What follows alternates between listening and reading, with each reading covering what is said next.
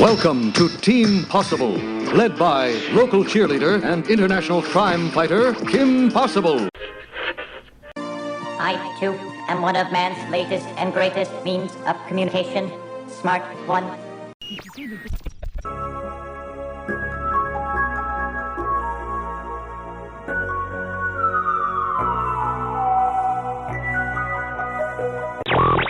Karibuni. I am Warden Wilson Mutua, and I am happy to welcome you to Harambe Wildlife Reserve. And now, Simba, it is time for you to take your rightful place in the circle of life. WDW Radio, your information station. Hello, my friend, and welcome to the WDW Radio Show, your Walt Disney World information station.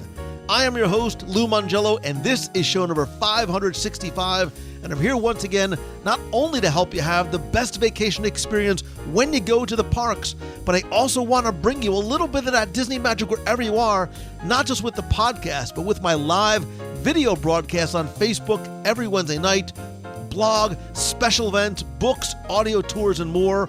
Whether you are a first-time visitor to the parks or you've been hundreds of times, if you are planning your first vacation or love the history, details, secrets, and stories, there's something here for you, because each week I'm going to take you from the parks to the screens and everything in between. If you are a new listener, thank you and welcome. Please go back and check out some or all the past episodes for interviews, top 10s, reviews, and more. You can subscribe to the podcast in iTunes and find everything else over at WDWRadio.com. So this week, we're going to pick up where we left off on show 561 and continue looking at some of the many little things we miss in Walt Disney World. From characters to activities and locations to moments, there are so many things we've experienced over the years and lost along the way. So we're going to continue on our very sentimental and fun journey in this Wayback Machine as we visit some of our favorite little and maybe not so little things we've lost in Walt Disney World. I'll then have the answer to our last Walt Disney World trivia question of the week, and I'll pose a new challenge for your chance to win a Disney Prize package. Then stay tuned to the end of the show. I'll have more information about not just upcoming WDW Radio events, Meets of the Month in Walt Disney World and in Disneyland, next week's special WDW Radio live show, my Momentum Weekend Workshop in Walt Disney World, your voicemails, and more. So sit back, relax, and enjoy this week's episode of the WDW Radio Show.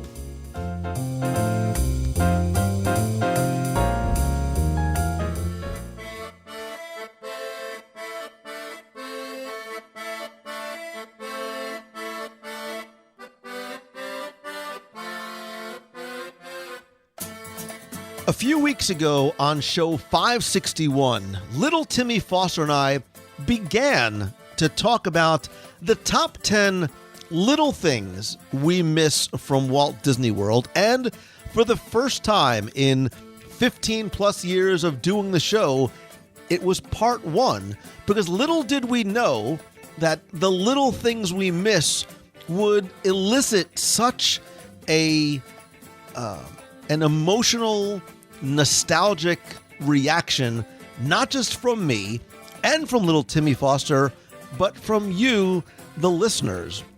From emails to comments to messages to tweets about this episode, it did exactly what I hoped it would do, which would either refresh your recollection, touch your heart, or maybe bring to light some things in Walt Disney World that you may have forgotten about or never experienced at all. And so this week, we're going to continue with our open quote, close quote, top 10-ish little things we miss from Walt Disney World. And in the couple of weeks that have passed since we recorded that episode, little Timmy Foster, you know I always miss you, brother. Thank you for coming back and doing this again.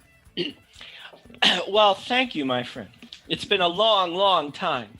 So it's interesting because before we recorded that episode, and as we started recording, we talked about how we just sort of brain dumped some things on the list, but it was interesting how the conversation went and the discussion deeper into those places, those peoples, those characters and things evolved, so much so that we felt that we needed to not just rush through a list of honorable mentions, because I think there's still some I know on my list that I feel really are worthy of discussing, either because I want to maybe share personal stories, or hopefully, like we did in the first one, bring back some memories from people who may have experienced but forgotten them. But of course, you are my friend and my guest, and I would love and appreciate for you to continue with your list first. Oh, great. So I'm going to be the one to screw up first. Exactly. This is great. So full confession, we talked about that. And by the way, well, no, it's not spoiler. Teaser. Big announcement coming later.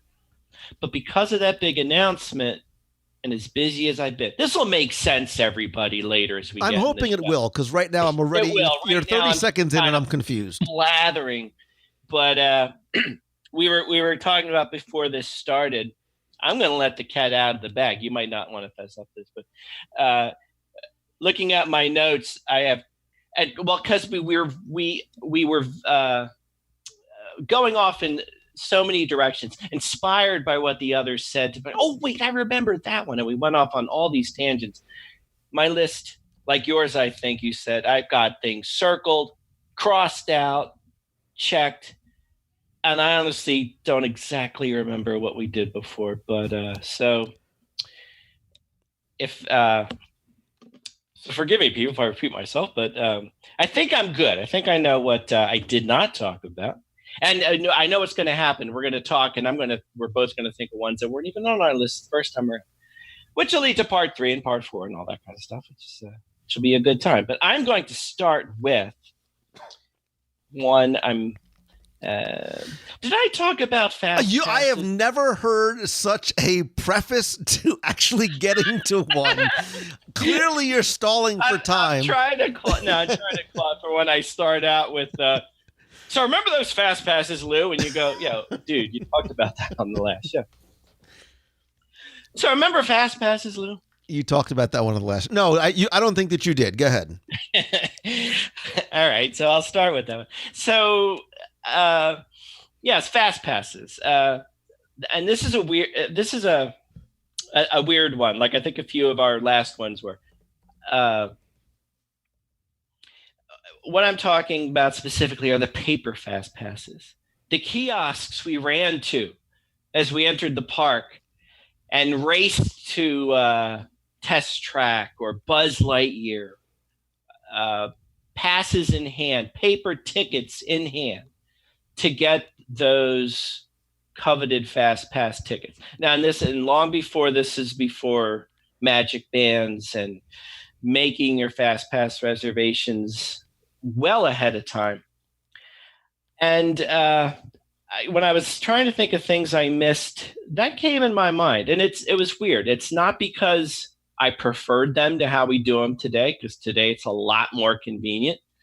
And there's a lot to be said for not having to race to Toy Story Mania and hoping against all hope that there were any fast passes left in that day. But to me, I guess it's more like as things go digital in every form of media, there was just something tangible about that little piece of paper, that little slip that had your time on it.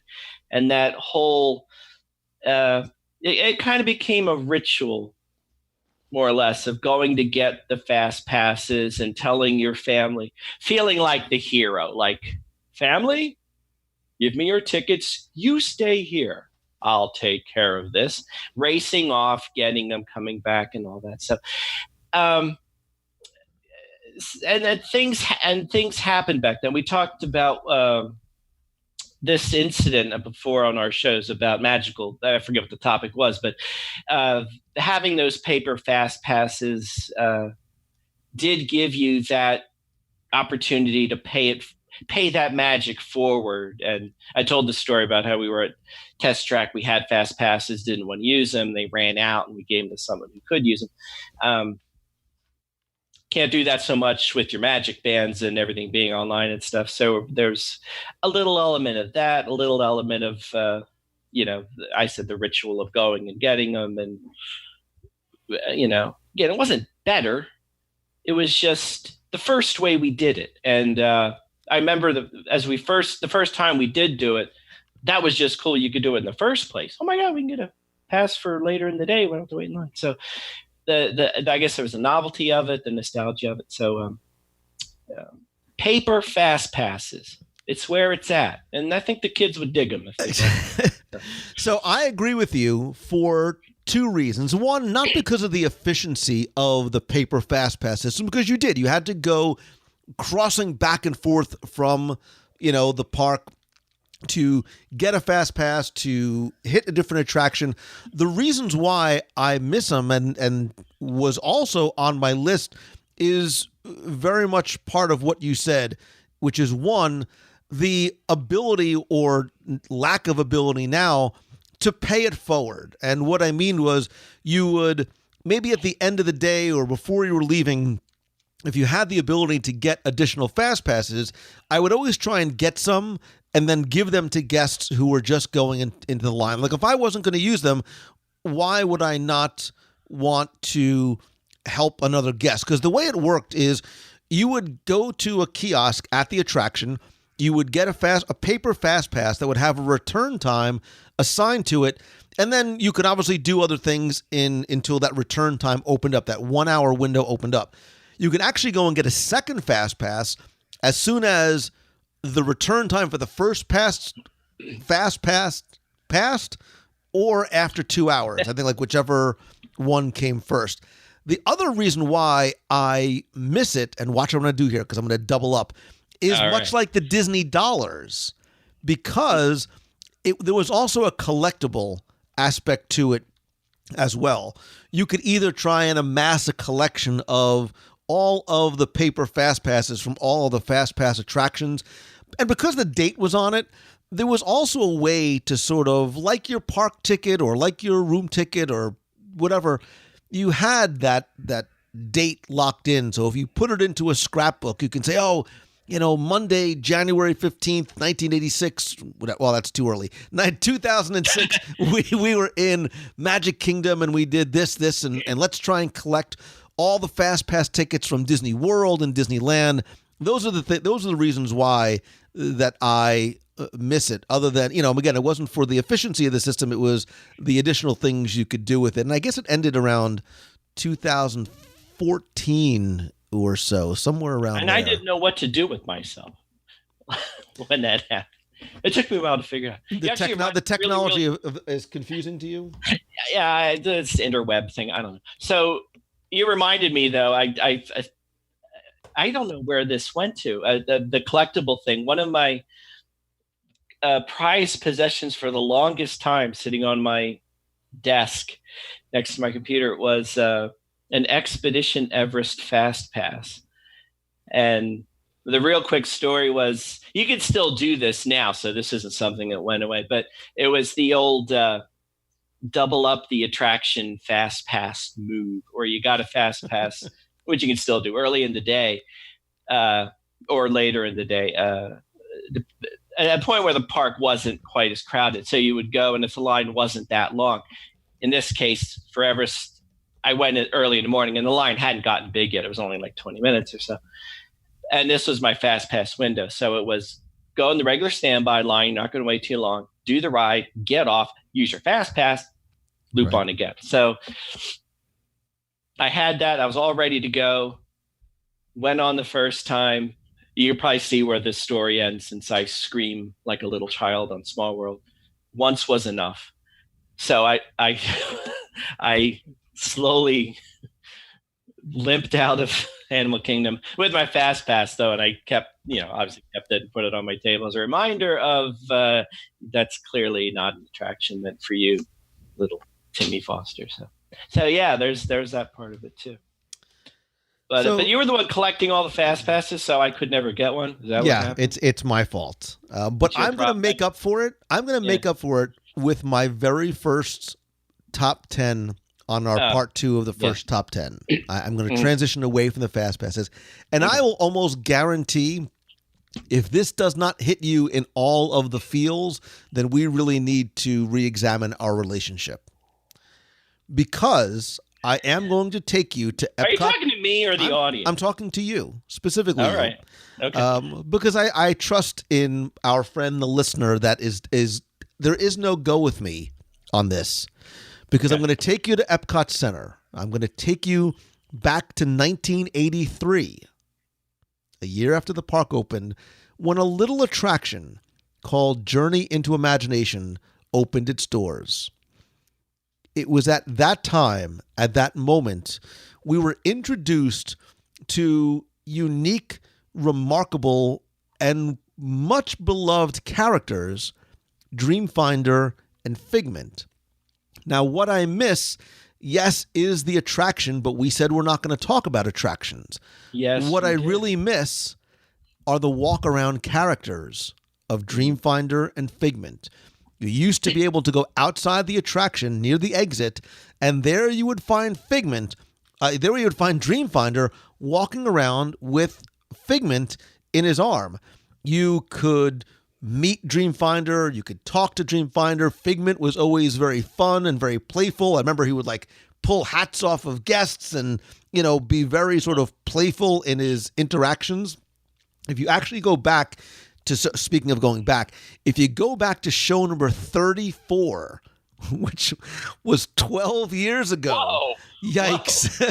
I actually interviewed Ron Schneider, who not only gave Dreamfinder his voice in parts of the attraction, but he was also the very first walk-around character ever in Epcot Center as Dreamfinder. And he shares stories of not just helping to create the attraction, but really the fun that he had interacting with guests. And he was unique, not just in where he was, but in the types of interactions that he has. Because remember, these characters were not ones that we saw on screen that were brought to life in 3 dimensions in Magic Kingdom. These were ones that were created specifically for Epcot, and that was their home. And I loved what Dreamfinder and Figment represented, and the ability to meet and take pictures and talk with them outside. I will tell you, as we approach the anniversary of Walt Disney World and Epcot Center, and with some of the changes that are coming in October in terms of this sense of nostalgia, I maybe it's just little Lou Mongello wishing in his sentimental heart of hearts, I would not be surprised, little Timmy Foster, if Dreamfinder and Figment has really sort of become almost the unofficial mascot again of Epcot Center. I would not be surprised, especially because of the recent Figment comic book, to maybe see a new iteration of the Dreamfinder character. And I would love to see him, the both of them, as walk-around characters in the parks. That would be awesome. See, I so want to talk about the the first Imagination incarnation that I know of, but we weren't going to talk about You can't talk about that. Plus, if you do, then you got to talk about the second iteration, Journey into Your Imagination, which was not great. It was not great. And it led to the death. It killed Dreamfinder. So when it opened in 98, it's really what killed Dreamfinder, the walk-around character, and in the attraction. It's still too soon. Move on. So I can't say that my next item on my list, that incarnation. I talk about the second floor, or did we talk about that? You can absolutely talk about the second floor. Well, I'm not going to. That's not on my list. So you're so feisty. No, all right. I will talk about it. Go wherever you want. Now, this is going to be hard. You're going to have to fill in a lot of blanks here because, yeah. So, no, we will talk about that. So, the original Imagination, there was that second component to it. Well, that second component is still there in lesser form. But once upon a time, Maybe I should let you handle this because all I remember is Rainbow Tunnel and Pin Table, and that's really all I remember. So, okay, let me help you the out. Second floor was why don't we call it what it is, which was the old ImageWorks. Vision. That's right. You know what? I'm going to skip mine. I'm tabling that one because I'm going to let you talk back to it. Because, well, to me, it was there, but it wasn't too long before it had gone away. So I don't. So I don't. You know what? I'm going to cheat and say that's my next one. Piggyback off that, Lou Mangello. Well, so let's talk about it then. So let's talk about ImageWorks, because look, I will give you the benefit of the doubt because it was a long time ago, right? So if you don't remember the original incarnation of the Journey into Imagination Pavilion, there was the second level, which is currently the Disney Vacation Club Lounge. Which is very beautiful, by the way. Which is lovely, but I will tell you it's bittersweet to me because I loved ImageWorks. And I remember my parents, God bless them, making them, dragging them, asking them. They never seemed to mind going upstairs for what seemed like hours. I remember the pin table and how fascinating it was. Yeah. But the idea was you were inspired by the attraction to expand and explore the limits of your imaginations. And you could actually do that in an interactive environment upstairs with things like Dreamfinder's School of Drama, right? Do you remember that? Where you can went up against that a green screen and act in different types of. There was like an astronaut one and a like a Western one. It was like It was like the Deputies and Sagebrush Sam or something like that. You could also conduct an orchestra by waving your hands at the Electronic Philharmonic. I think a lot of people remember the tunnel, the rainbow tunnel that you could walk through. So there was a ton of different exhibits there. There was the what was the other one? There was like it was like the magic. It was like the magic palette, I think, where you could paint pictures of Figment and Dreamfinder using a touchscreen and like a pen. Again, this is 1983, so this is cutting edge technology. There was the pin table. There was there was also the sensor area that had like a digital wall and the stepping tones, which were there until very, very recently. There were probably 8 or 9 different areas that you could go to. The area was open and expansive and interact with all these things that, again, for the time were very much cutting edge and were fascinating to a relatively young Lou Mangello. I honestly will tell you, I was very, very sad to see that area go away. I remember the Rainbow Tunnel very, very well. But the tough thing about it, too, is as technology advances so rapidly, it's hard to keep something like that not just updated, but unique in terms of what you can experience there versus anywhere else. Yeah, I remember. For me, the memory, it's like I remember last time I talked about Kid Cot and back when you did crafts and things like that, and to me that was special because of my experiences of doing that with my daughter. And it's very much the same with imagination. It was more, I mean, I would probably go up, if it were there today, I would still go up and spend hours there. We both would. We'd make faces on the pin table and all that kind of stuff. But it was just as much, not more so, about being there with my daughter and then, anybody else who was there and able to experience with their kids. Because to you, it was cool and fun too, but more so, it was just so magical just to see your child having fun. And like you they would spend hours there if they could, there was this, and obviously today there's still ImageWorks and things to do, but I'm trying not to diss what's there today because it is cool, but and there's fun things to do. But I sense more today. It's more an area you kind of walk through on the way out, and you walk through it, there's the gift shop, and then you're out the door, and you see some people staying and doing some things, and I'll stay sometimes and make silly Figment characters and things like that. But when it was upstairs, it was like another attraction.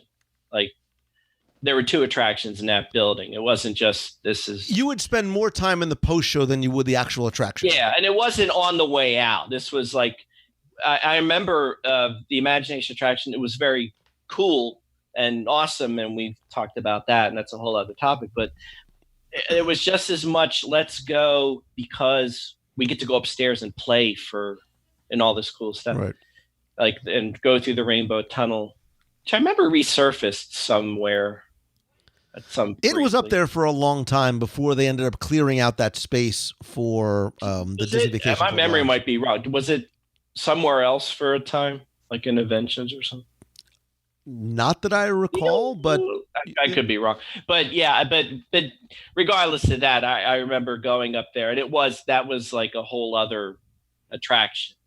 Unlike today, which I said it's more of the on the way out post shows. So it was just fun, like being with in my case, my daughter or anyone else listening with their kids, and watching them just have fun. And even with simple things, like you said, now that it's all tech, there's a lot of technology with the stuff that's there in ImageWorks today. But even that pin table we mentioned a million times, that's just cool, and it was so, but because it was so huge too, you're used to little tiny ones, but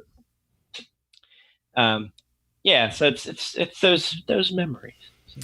All right. So listen, I have a lot of things.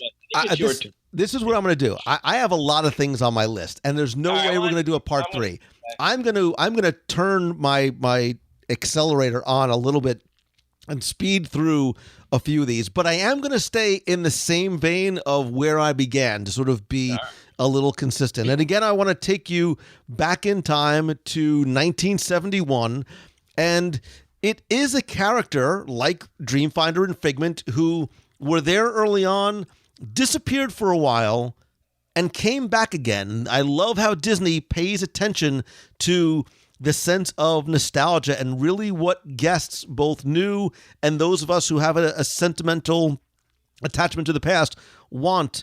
Because although this character disappeared in 1986, he resurfaced a number of years ago, and welcome back, you sweet little delicious orange bird. So if you remember when the Sunshine Tree Terrace in Magic Kingdom was sponsored by the Florida citrus growers, who were the sponsors for the Tiki Room, Disney created this little orange bird character who was not just the mascot, but was also a walk-around character.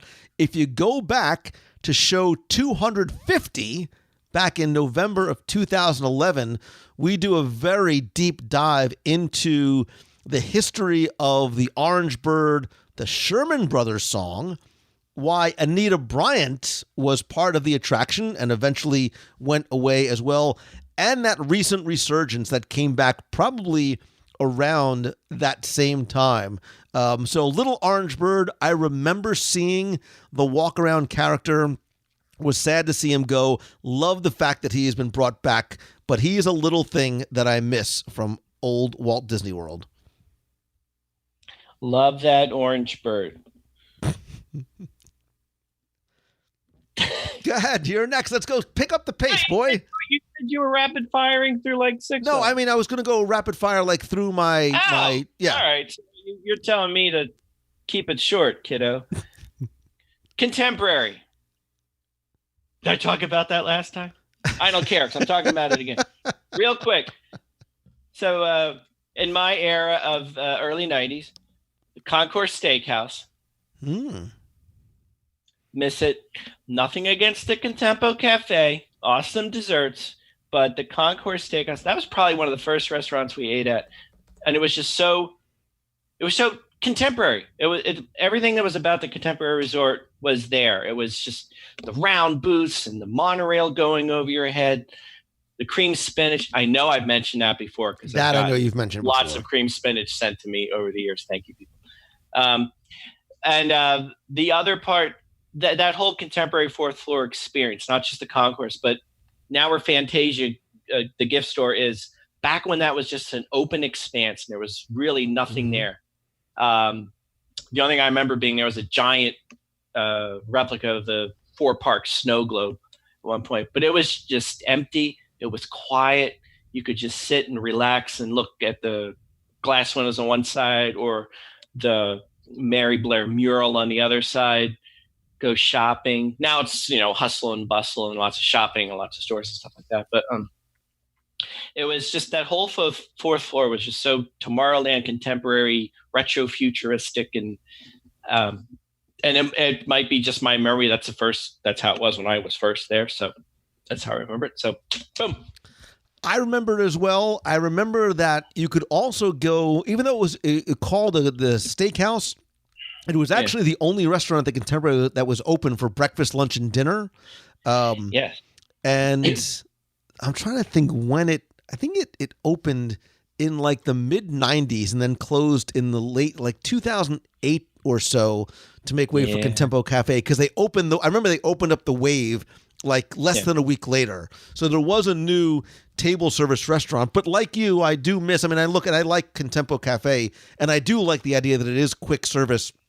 So you can go in and enjoy that. The monorail passing overhead, I don't know what it is, but there's something that I do just kind of dig about that a lot. It just sort of screams back to old Disney for me.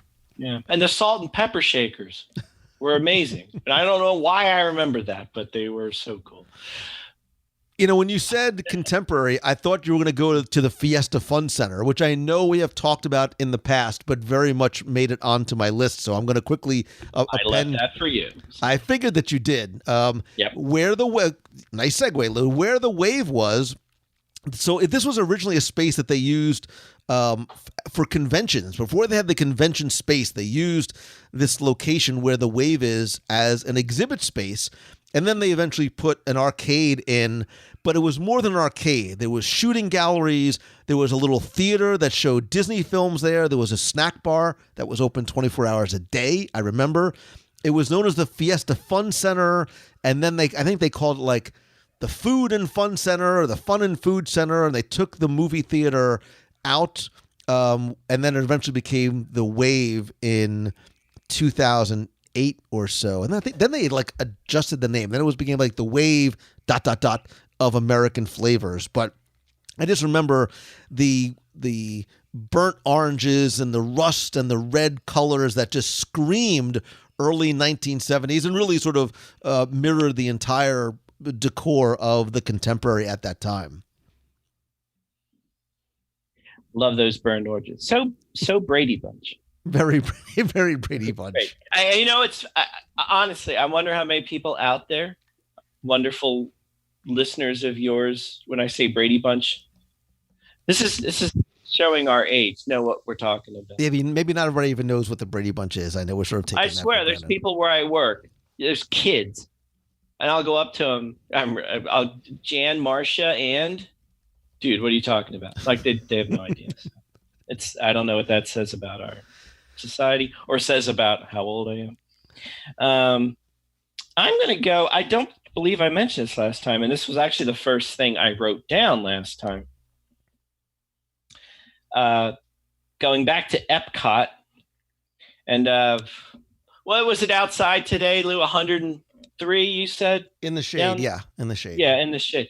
So I'm going to stumble ahead towards more 92 degrees down there in December, and the lights of winter in Epcot.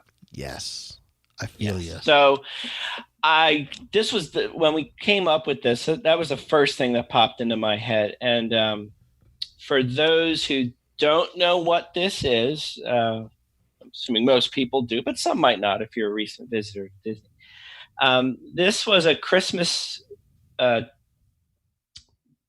decoration, doesn't even do it justice, but a Christmas happening at Epcot, and it was a series of archways that lined the promenade between World Showcase and Future World, and they were comprised of thousands of lights, and they would blink on and off and synchronization to the music that was playing. And as you walk through them, and this was the whole way down the promenades, and I forget how many arches there were, 12 or 13, something like that. But at walking through them, it was, if you remember the Osborne family lights, it was not that dissimilar to that as far as you looking around and going, I can't believe how many lights there are. This is incredible. And the thing about the Lights of Winter that was especially cool was it was so different. It was so Epcot. It was so definitive of what Epcot was all about. This wasn't a million Christmas lights on a house. This was this weirdly strange futuristic decor that you've never seen before, but it was perfectly fitting in the ideal of Epcot and the world of tomorrow and progress and everything else. And I don't believe the lights started out synchronized, if I remember correctly, in the very beginning, but then they became so as that technology got to the point where they could do that.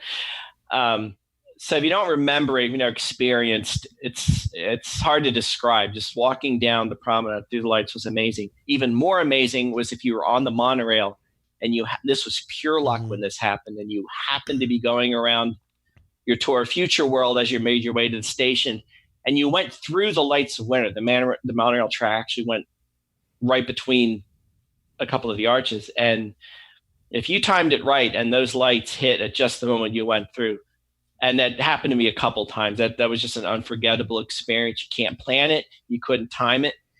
But it was something that you'd never forget. Kind of like being able to see the fireworks today from the monorail or launch boat if you just happen to be in the right place at the right time.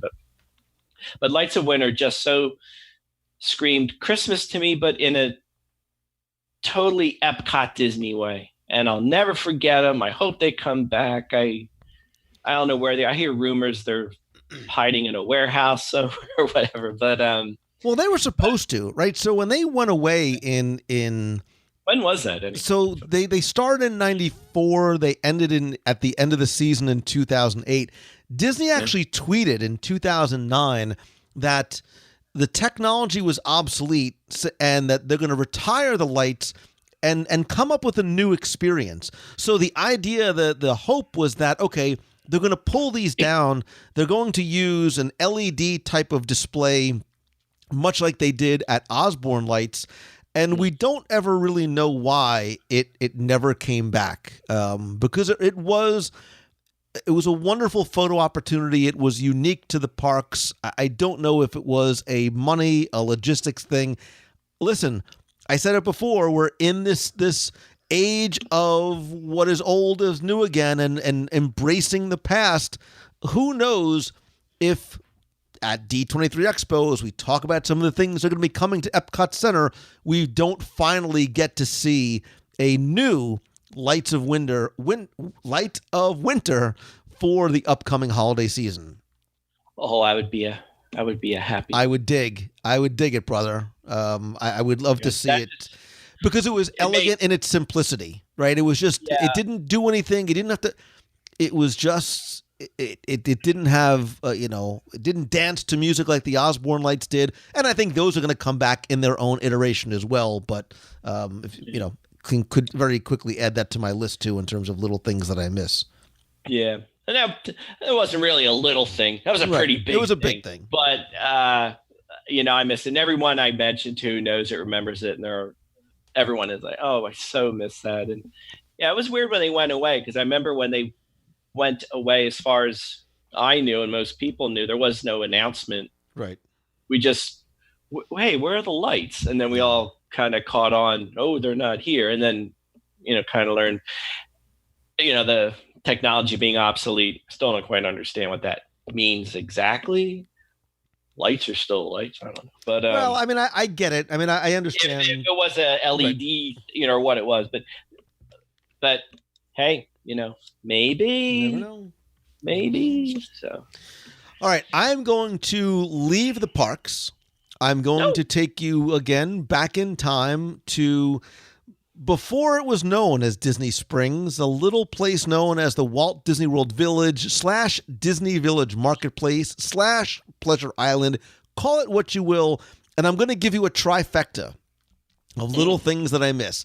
You would think it would be the Adventures Club. Oh, what I absolutely do miss, but that was not a little thing, and I was sad to see it. Not a little thing, but I did love that venue. I loved the story. I loved the characters. I loved the cast members. I loved the animatronics and the puppets and everything else that disappeared in 2008. But I'm going to go back earlier. I'm going to go back way back to 1978, and I think it probably closed around that time.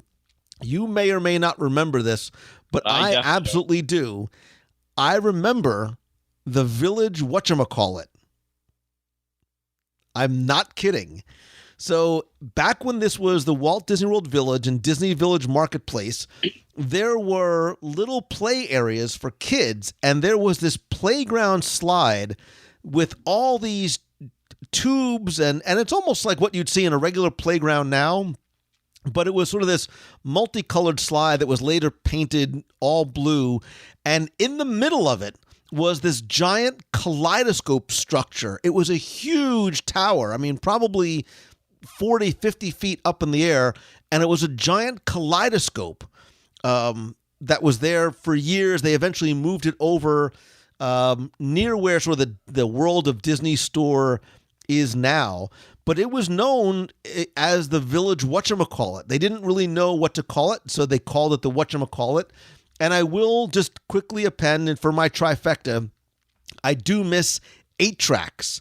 This was a club. It was originally known as Cage, which I didn't like the name, but I dug 8 Tracks because it was a 70s and 80s themed dance club that ran from like 91, 92 until 2008, when Adventures Club and all of Pleasure Island closed down.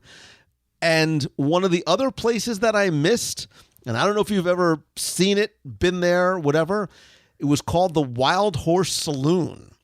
And it was a barbecue restaurant that ran from, it was only there for maybe 3 years, if that. It's where Motion was, and if you're trying to sort of approximate where it would have been now, it would have been sort of where the Boathouse gift shop sits. That area where Terralina, in that little corner right there, it was a barbecue restaurant that, again, ran for only just a couple of years. It was also a country western dance club. I was there for the food, not for the dancing. Not that there's anything wrong with that, but I remember Wild Horse Saloon. At one point, before there was the Fireworks Factory, which I remember the barbecue was phenomenal. And I still have a matchbook. I still have a matchbook from Fireworks Factory in my, again, showing how old it was when you used to be able to collect matchbooks from the Disney properties. But the Village whatchamacallit, 8 Tracks, and the Wild Horse Saloon, rest in peace, or pieces. Just to clarify, when you say nothing wrong with that, did you mean nothing wrong with you saying food, or nothing wrong with your dancing? Nothing wrong with I may not participate in the country western line dancing, but there's nothing wrong with that for those who do. I would pay, as someone in the Marvel universe said, I would pay full. Never, ever going. Wow. Going. There's to happen. videos. I know there's videos. There's not. So. Go ahead. You made me. Something you said just made me add this to my list. So again, we're gonna have to do part 3. Very small. I can do this one very quickly. Polynesian Resort. I think it was a combination of your Orange Bird Dole, hinting at Dole Whip thing, or something else. I miss the whatever you wanted to call it, the rock fountain waterfall big thing in the middle of the lobby that. Is no longer there after they renovated it a few years ago at this point. But much like most resorts have their signature something, like at the Wilderness Lodge, the totem poles, the fireplace, and so forth, and the contemporary with the mural and all that. The Polynesian, that huge rock waterfall pond garden feature in the middle of the lobby, which you could see not only from the first level, but up on top and the second level as you looked out over it. Tremendous photo opportunities, number one, but it just the sounds of the water, the plants and everything just made the whole Polynesian vibe just work so well. And it's still a wonderful lobby, but I do miss that very much. And I kind of forgot about it till something you said did percolate that in my mind. But yeah, that's a short one. The Polynesian rock water fountain thing. I will see your Polynesian, and I will mention something that I almost will guarantee will touch your little heart that you may have forgotten about. All right, hold on. Let me prepare. All right, go ahead. It's not a place. It's not a thing. It's a person. And her name was Miyuki. So Miyuki was a candy artist that performed in the Japan Pavilion, which, as you know from listening to the show, is our favorite pavilion ever, in Epcot. And she performed a kind of art called amizaiku, which is a Japanese candy craft artistry. And they take this multicolored, it's called mizuami, and they mold it with their hands and tweezers and scissors to create little edible works of art that's made from this sort of like soft rice dough it's cornstarch and sugar. And she could have made this huge spectrum of animals in a matter of seconds. So whether you wanted a goldfish, a dragon, she would start with a simple this white paste, and then add colors in using a very, very tiny little paintbrush while she heats up the candy using a little flame in order to make it so she could it would make it like malleable. Malleable. Right? And she was actually one of the only women ever trained in this Japanese candy art that dates back to the Edo period.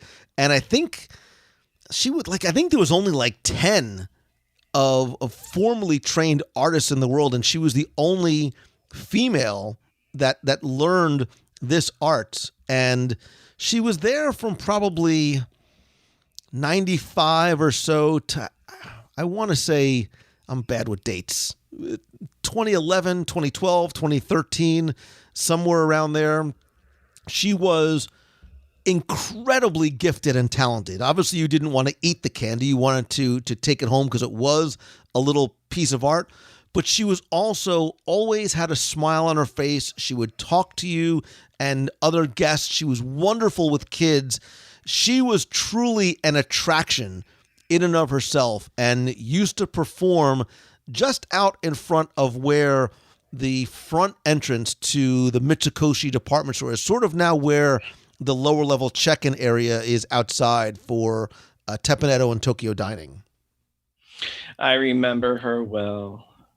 I loved Miyuki, the candy lady. No, she was great. Did I mention this? I guess it's kind of bittersweet because we loved her. I remember her. I really have. I don't say bittersweet. I have fond memories of her. She was really great and wonderfully talented, like you said. It was amazing to watch her to work and make these incredible creations. But I think I've spoken of the day when it was. Now, I won't make this a long story, but it was my daughter's day. This is like your day. What do you want to do? And she wanted to go around World Showcase. This is when we were doing all the crafts and all of that. And I guess this was a Millennium Year is when this was. And we were there for one of her shows, and we were watching her right up front. And for all the world, she thought she was handing her a dragon candy, but it went to the boy behind her. And there were a few tears ensued, but it was okay. But it was so fun to watch her. It kind of reminded me of another one, and I mentioned the British invasion in the last show, I remember. This one's cheating, and this will be short, so you can go on to your next one. It was in France, if I'm pronouncing this correctly and I remember the name correctly, Server Amusant, which they're still there, but I remember, unless they just left last month and I don't know about it, but these are the duo. I don't know how you describe them. They an acrobatic duo. They stack chairs up on top of each other higher and higher and higher until eventually, the one climbs up and up and up and up and up and up and up. Right now, when they come out, or for the past 2 years, they would come out as a duo and do their team. But I remember years ago, the guy who played the part as a chef, who kind of directed everything, would come out alone. And the actual person who did the climbing was a plant in the audience that to everybody else was just another random guest. And he was just the random guy that the performer pulled up and said, "Hey, you're going to help me out." And, what do I do? "Well, you're going to climb up on the chair." "All right. Well, you're going to climb up on the next one too." "Are you kidding?" And then eventually we caught on that he was actually part of the act. And that was pretty cool. And I remember having caught on to this, I saw, I don't want to, it's not spoiling the magic. I saw the guy hanging in the back. I didn't say anything. I just I knew, like I said in my head, I knew who you are. But it was pretty cool the way they did it then, because it's still funny. It's still a great show if you catch it, but it was a little funnier back then when you thought it was just some guy who just came out and what's he doing? And then, when you figure out what was going on, that was another, good moment. Everybody caught. Still a great show. And there's probably a bunch of showcase players that have come and gone through the years that we could name. And I said, they're still there. So this one doesn't really count, but that iteration of the show did. So. But you reminded me of that when you mentioned Mayuki, because they're right next door. So they're pretty close to next door. All right. So I'm going to confess something. I'm about to go way back and start hitting on some of the little sentimental things, at least here. And Tim, I actually don't expect for you to remember what I'm going to talk about. Okay. So I'm going back to little Lou Mangello driving with his parents from New Jersey to Disney World every year since November of 1971. And look, I think now, especially even if you're a local, there are those moments that you have when you sort of know you've arrived, right? We all have it. For some people, it's seeing the archway on World Drive. For other people, it's your first glance at Cinderella Castle. It's checking into your room. It's going to your favorite attraction. It's that moment that you're like, I'm here. And I know if you're listening, you get it, right? You understand that we have those moments. For me, I know exactly when it was. And Tim, as if it was yesterday, I could see myself in the back of the van. I remember going down in this sort of little conversion van station wagony kind of thing. And I remember, and showing how old it was, obviously not wearing a seatbelt, leaping from the back of the car over the bench seat in the front and extending my tiny little alligator arms, trying to reach the radio. Because there used to be, as you entered World Drive and approached Magic Kingdom, Disney had its own AM radio station. And it was, I'll never forget, it was 10:30 a.m. And by the way, Tim, a radio is this device where... I know what a radio is, son. So you would tune to 10:30 a.m. I'm going to ask you to get the 8-track player. Welcome to the Walt Disney World Vacation Complex, including Epcot Center and the Magic Kingdom. Today, Epcot Center is open from 9 a.m. to 11 p.m. The Magic Kingdom is open from 9 a.m. to 12 midnight. If you're going to a Walt Disney World Resort Hotel, please follow the signs or use the two far right-hand lanes at the Magic Kingdom or Epcot Center off Plaza. Ask the host or hostess any dining or lodging questions you may have. If you need handicapped assistance or information, also use the far right-hand lanes.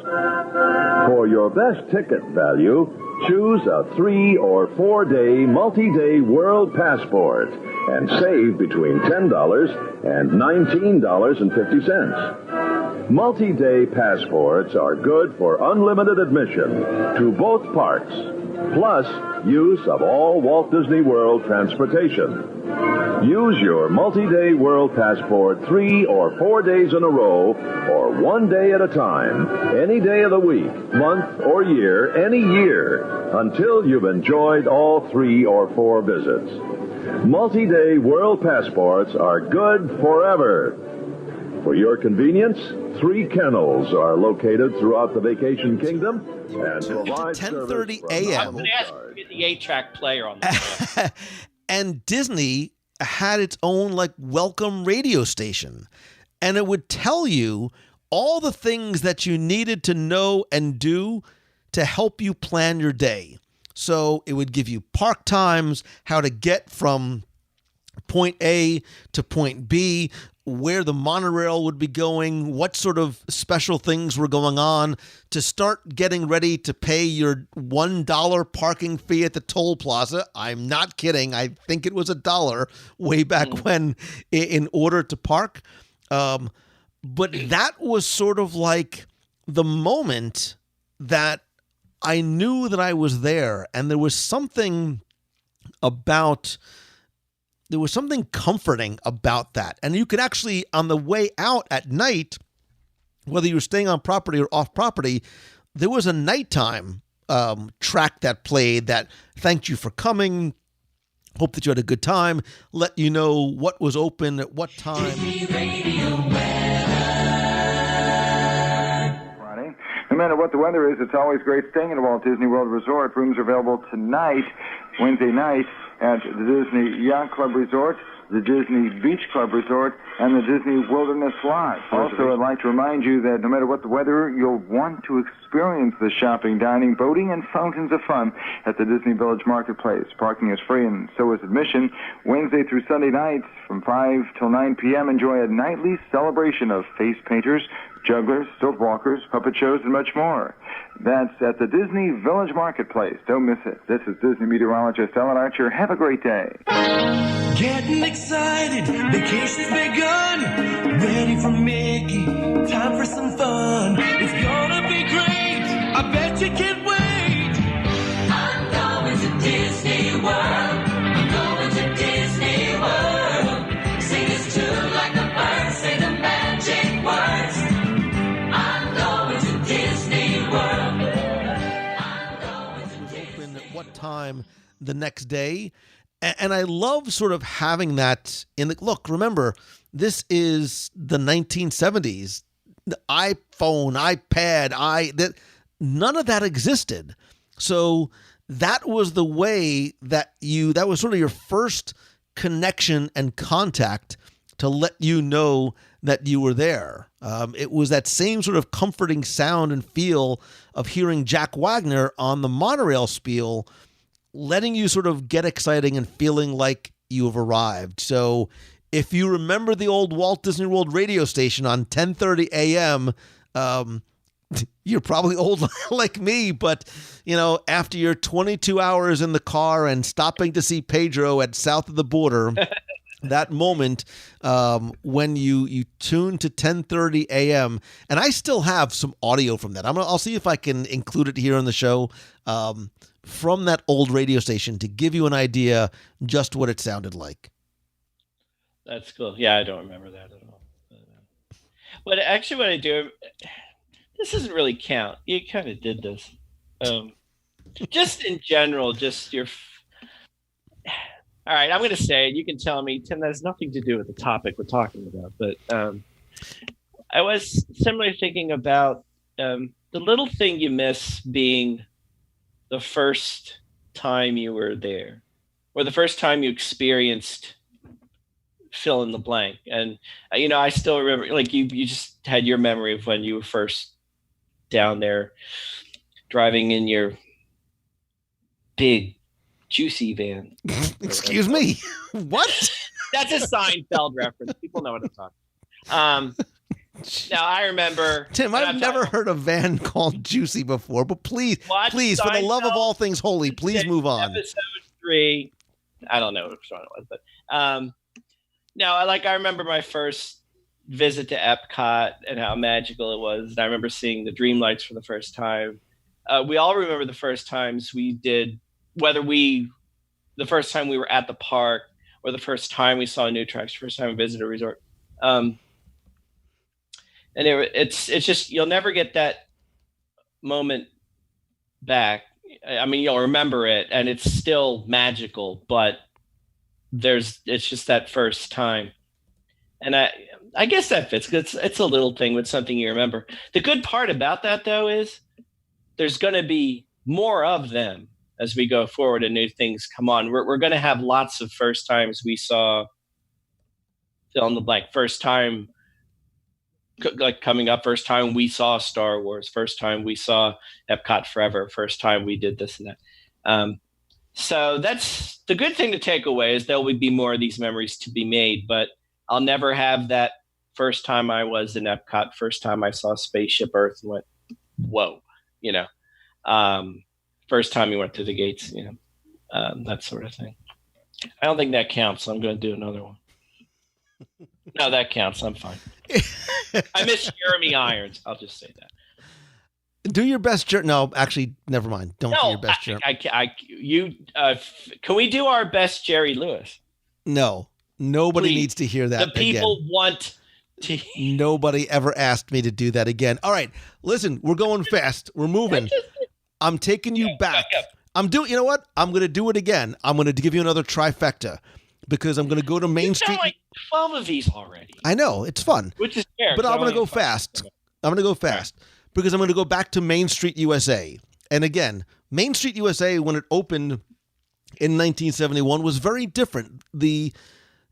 It very much was evocative of that small town turn of the century, because it was made up of a lot of individual shops. There was a candle shop, there was a Christmas shop, there was a Hallmark card shop. But I'll give you 3 little things that I miss from Main Street USA. It will come as no surprise, no shock to you that House of Magic is certainly going to be on my list. I have talked about it over and over and over again. I cry every time I do it, because my dad would always take me there and let me get something on the way out. I loved the monster masks and the cards and the magic tricks and the little fake gag things.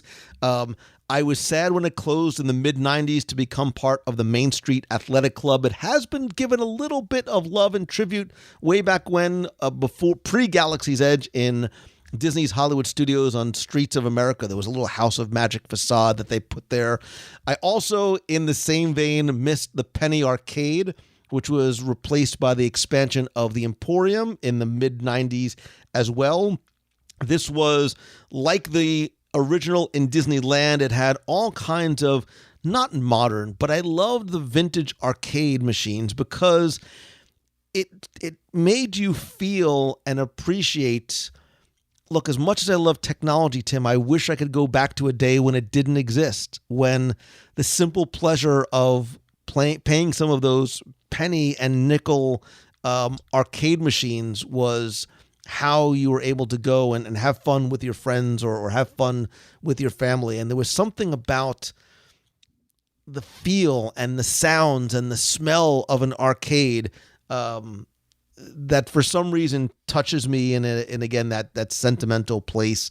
And by the same token, on that same side of the street, so currently there is if you're heading down towards Cinderella Castle, there is Center Street on the right-hand side. Well, originally, before the Emporium expanded in 2001, and you can see the little the Circa sign over that section, there was actually West Center Street. And much as though the same way there is a window where you can hear music and dance lessons being given, there was actually the original Harmony Barbershop was on that side, and upstairs there used to be a sound of the man shaving from up above the barbershop window. So you can sort of get that same, and again, you can, just like in Disneyland, there's the dentist's office. Here you could hear the person shaving above the barbershop. And it's a little thing that I miss. Which, in case you didn't realize, is the name of this segment. Oh, right. No, that's a great. I was surprised you didn't mention the magic shop in the first show, because I know you, and I know that's deep in your heart. It's this isn't a small one. It's too soon to say Illuminations, right? Yeah, it's too soon. I only say that because a friend of mine. Full disclosure, folks, it is 9:10 right now as we're doing this. Friend of mine is is 4 hours there. past your bedtime. We understand. Yeah, I don't. Yeah, I'm a mess right now. No, I have a friend down there, and Lou, you should go hold his hand because he just texted me Illuminations farewell and like 5 crying emojis, but it's too soon, so we can't put that on this. But you know what I miss though? Handwiches. You miss handwiches. What? Handwiches. Yeah. What? You don't remember the handwiches? Back in the Land Pavilion, and then in the Tomorrowland, the lunching pad in Tomorrowland. Oh, yeah. It was the predecessor to the Cozy Cone. Okay. And look, I just snuck one in without even you knowing, see? And it was food, so you double dipped. Which, by the way, it was the only food-related thing on my list. Nah, you did food earlier. I'm not so sure. But go ahead, move on. We had a whole thing. Was it the food or the dancing? Remember? Go ahead. Tapestry of Nations Parade. Oh, yes. And that wasn't even on my list. Man, and we only saw this a few times. So I will confess my memories of it are a bit hazy as well. But it was, for everyone who remembers this, I guess it ended not too soon after the millennium or at the millennium. You can fill in my faulty memory of dates there, but there was a time, and this was when we first started going in the late 90s, and that time this was a Epcot nighttime spectacle before Illuminations, Reflections of Earth, whatever fireworks display was going off at the time. There was a parade, Tapestry of. I think it was Tapestry of Nations became Tapestry of Dreams, or vice versa. Correct. But it went around World Showcase Promenade, and it was amazing. It was these giant puppets, and I don't know how to describe it. Cast members they were manning these giant puppets that were just decorated. Incredibly imaginatively, and as they wound their way around World Showcase, they would interact with guests all over the place. They would lean down and say hi to my daughter and all that.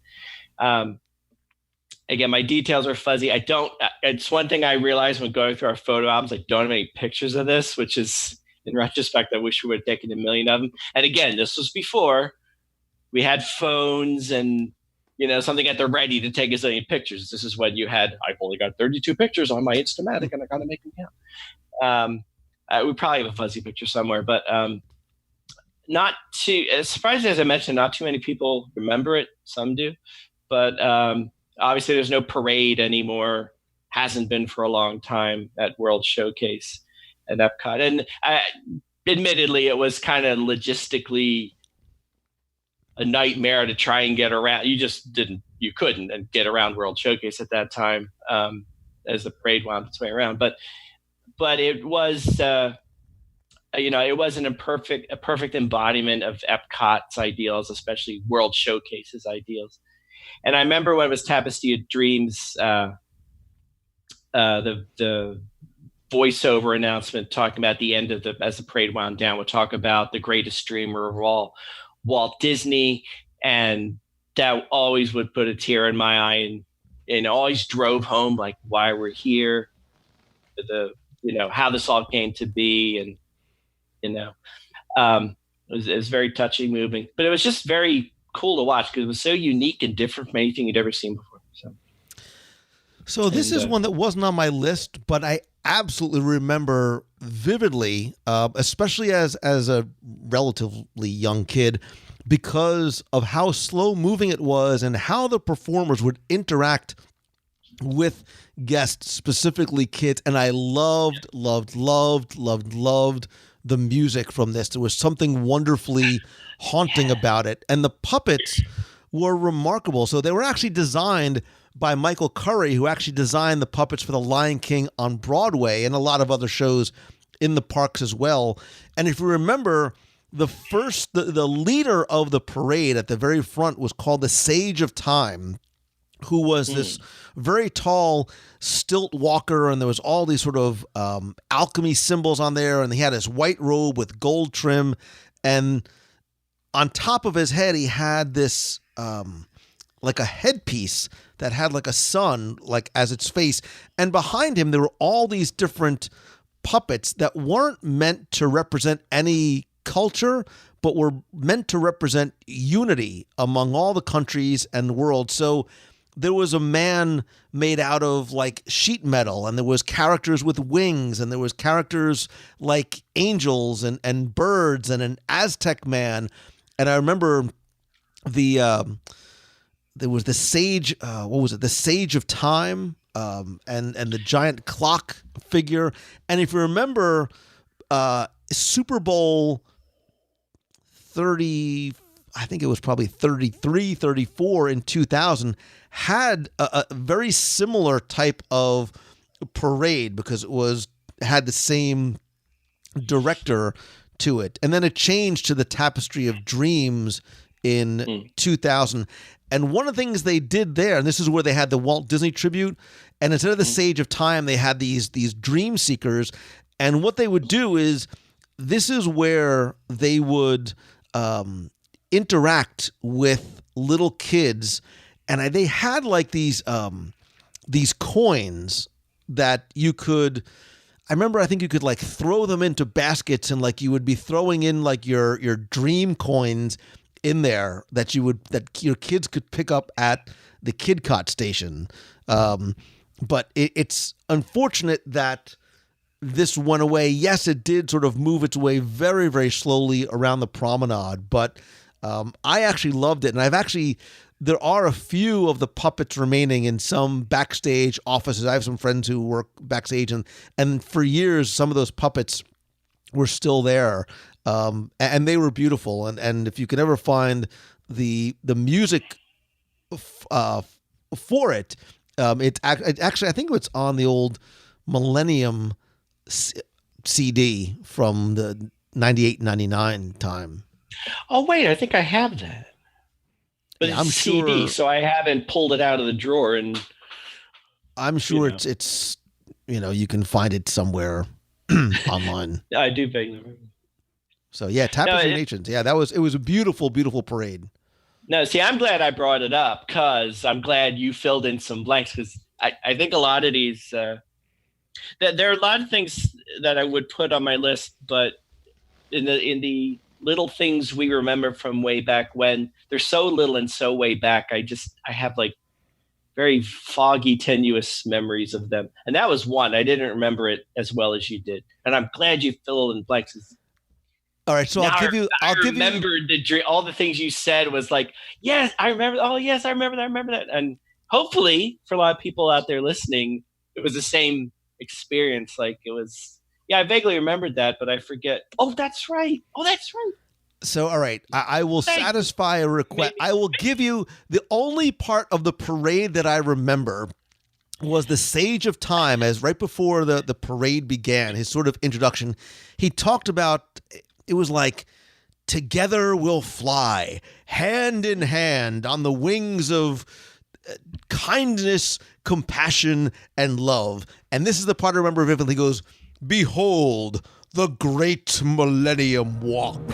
Peace and goodwill to all who gather here for this earthly celebration. May the spirit of humanity bring us together. May the promise of the new millennium lighten the child within your heart. And now, as the millennium drums unite and become one heartbeat, let us fly together, hand in hand, on the wings of joy, kindness, compassion, and love.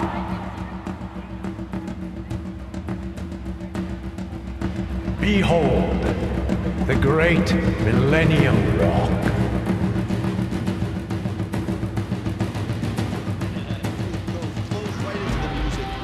I love, and if I remember, I will play over this section or at the end of this top 10 because it's some of my favorite music at Epcot ever. Can I say the Mickey Mouse hand on Spaceship Earth? No, you're actually not allowed to say that. Can I say the birthday cake Cinderella Castle? You are absolutely not allowed to say that. Can I say the 50th anniversary gilded overlay of the Cinderella Castle, which was beautiful? No. No? No. All right. I'm sorry.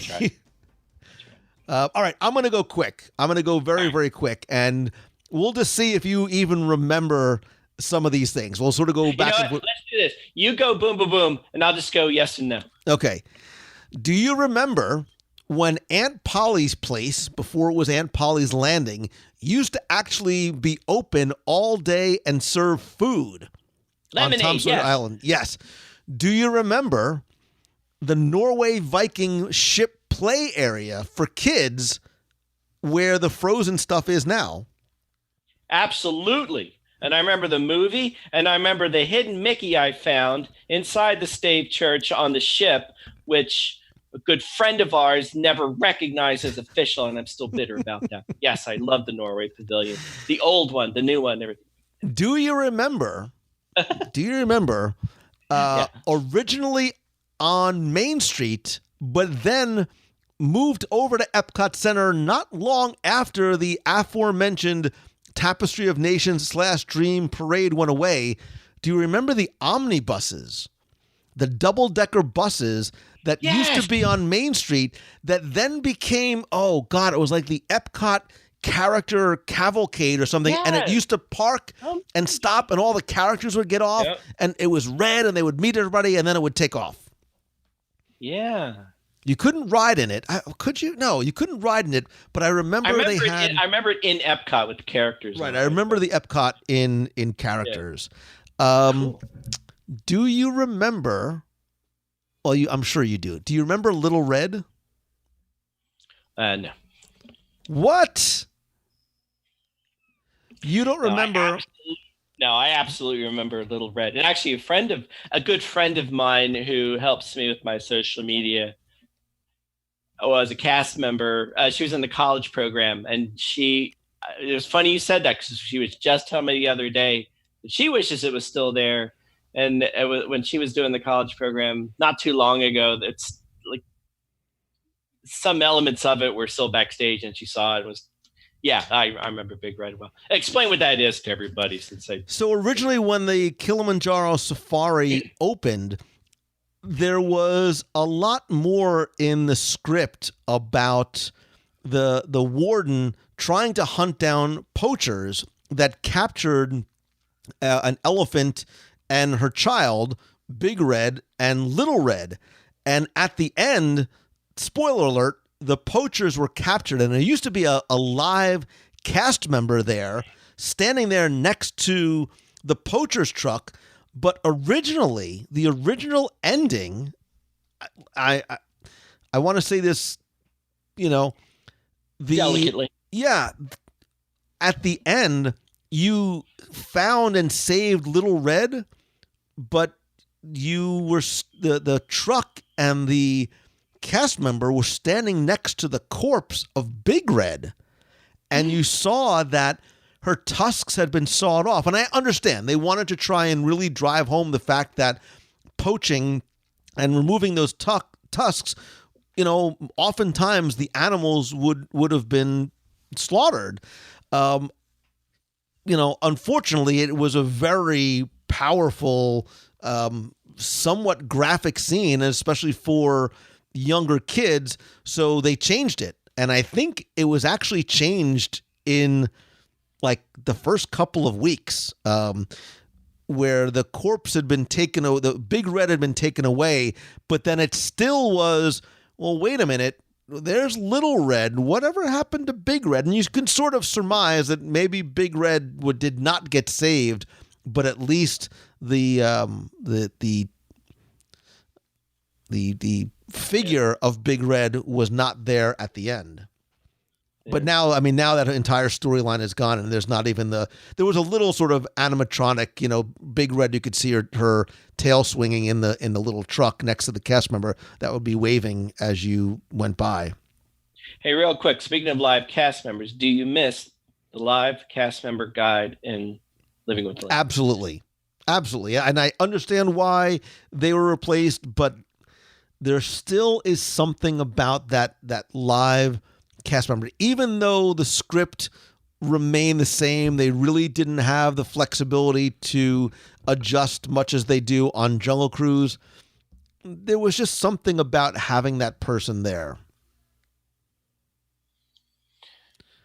Yeah, Do you remember? Wait, we're gonna go quick. My friend is sad. He just saw Illuminations for last time. I'm sorry, and that's not funny. Do you remember the old Fort Wilderness Railway? I do not know of it, but don't remember it. No, I'm aware of it, but I never saw it. So Fort Wilderness used to have their own internal railway system from. Well, it opened like 73 until probably like 79, 80. And it was meant to be a transportation system, even more so than it was meant to be an attraction, really.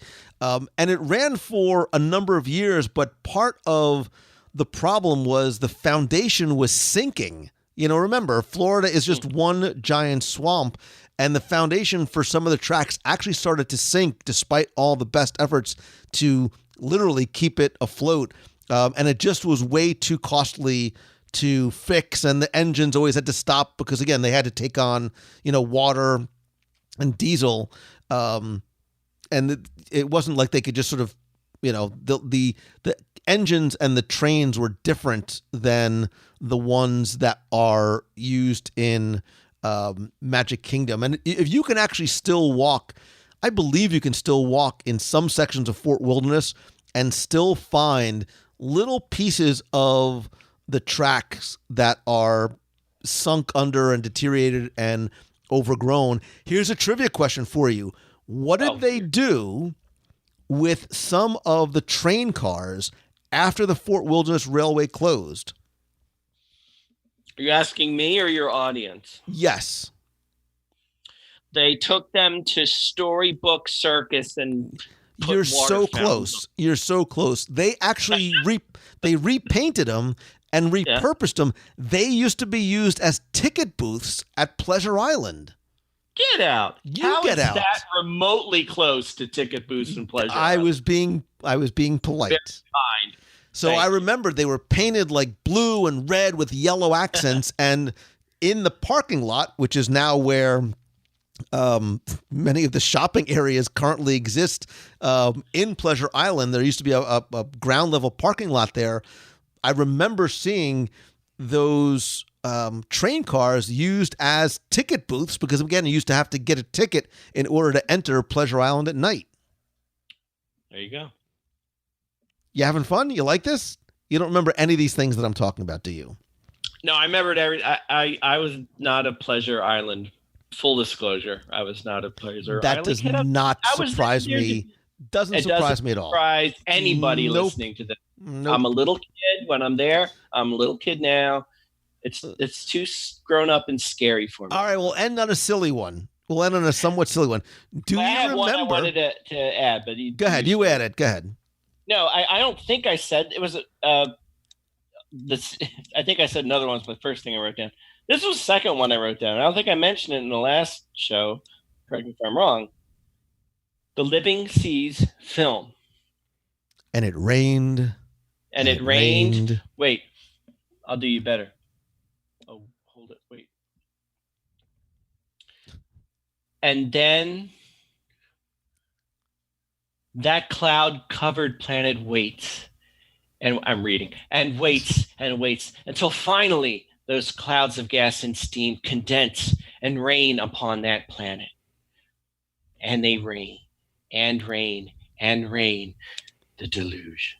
Although that's sort of an attraction, so that's probably why I kind of shied away from my list. But listen, just so you know, next time, read it slower. Lower timber. I didn't. You're pushing me Echoing, along to and it go faster, rained, so I didn't want to belabor and the it point. rained. They know what I'm. And all it right. rained. Now you got to do Jerry It's dramatic Lewis. pause. The deluge. And they rain and rain and rain. The deluge. We welcome you to the living seas. We welcome you to Seabase Alpha. Sorry. I didn't date very much, clearly. Clearly. No, I'll throw that in there. I think that's we might talk about it on other shows. It's kind of, it lends itself to a top 10 of another kind, and we can go into it a lot more things we remember at Epcot that aren't there anymore. That's a whole thing into itself. But it's one of the first things that came to mind that I missed, because that's one of the first. I think when we went to Epcot for the very first time, Spaceship Earth was certainly the first thing we went on. This was evening. I think the Seas was second, and the film being the first part of it. That's one of the first things, one of my earliest memories of Epcot. And one of the things, like the Norway film, you reminded me of one of those things that I loved, and just always broke my heart when people didn't buy into that and just wanted to get to the main attraction. Like they would go buy the Norway film and ignore it. I think you could, remember right, you could bypass the Seas film if you wanted. You could make your way straight into the ride, if the hydrolators, if you wanted to. I can't remember how the sequence of that attraction went, but no, I loved the film, and if you took away the rest of the Living Seas, I was still all about that movie and loved it. And my favorite was after the deluge. And hurt yourself. How that? And you saw the first couple drops hit, and then you lifted up to that wide, massive expanse of ocean that you saw. No less dramatic, dare I say, than the reveal of, better in its previous incarnation, of the planet Earth in Spaceship Earth, timed with on this our Spaceship Earth. Like that reveal, that was one of our wow moments when we did that show. I remember that. That expanse to the ocean was a wow moment. Done. Moving on. Next one. I have one word for you. Thank you. Hydrolators. Hydrolators. Well, yeah. Remember it took me like 2 or 3 times cabs. to realize I actually wasn't going. That doesn't surprise me. Remember the sea cabs, the old sea cab part of the attraction? Yeah.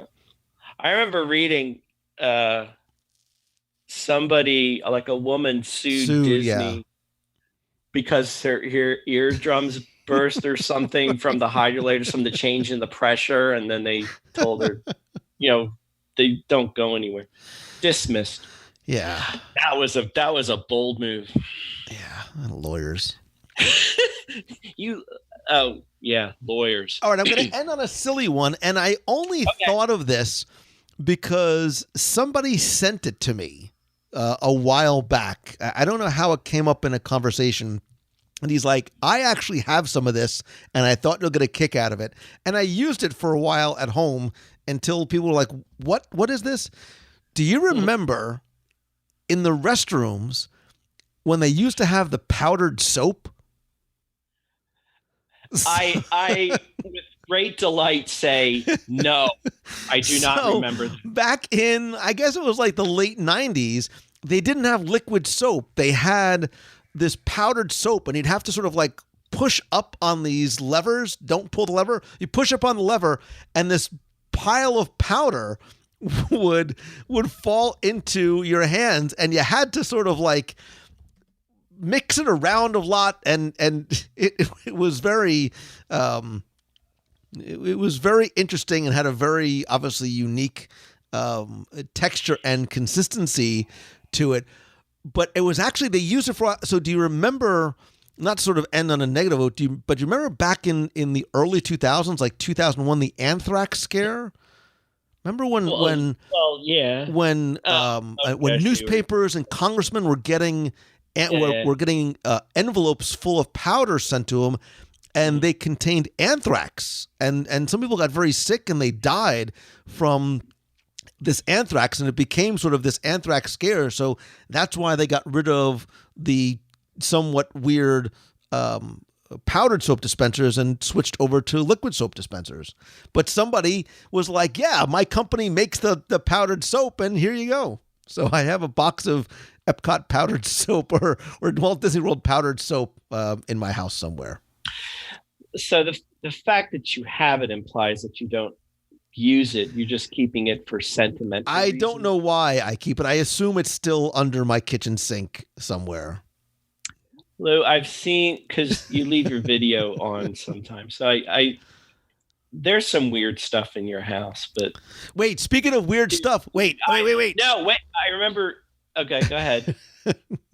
No, I have to end on a different note now because now you just said you can't for all the wonderful memories. I can't end and art rendering things. You can't end in bathrooms. So I'll end. I will end with a character that we no longer see anymore. Do you remember the old? Wait. Oh, his name was. Remember Mickey Mouse? Yeah, I remember. No, it was. Oh, okay. Do you remember Refreshus Maximus? Yes. Who or what was Refreshus Maximus? Was that the caveman? It was. It was the Neanderthal in the frozen Neanderthal at Ice Station Cool. Ice Station Cool. Yeah. Oh God. Yes, I remember. And you walked in. So I'm going to fill in your blank. So I remember you walked in, and you not only saw the dude was he holding a Coke can or something? He was like, remember it was like a snow cave. And it was like a snow cat. Remember, it was a snow cat outside. You were getting dripped on from the snow and the condensation. That was so cool. Yeah, right. Look and it was at a long cave. Remember, it was like a really long, cold cave. And people, I think, slipped all the time, and they had to put signs up like, "This is a slippery floor. Be careful." Right, right, because the heat outside was sort of melting all of the cold condensation. Up in Florida. How funny is that? I almost forgot about him. Refreshus Maximus. Oh. There you go. Wow. So if you remember Refreshus Maximus, you're old like us.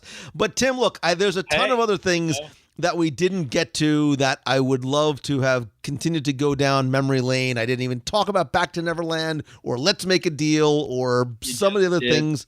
I have to just put them in. But we want to know from you, our friend, what is a little thing in Walt Disney World that we missed, that you missed? The best way to let us know is to either call the voicemail, 407-900-9391.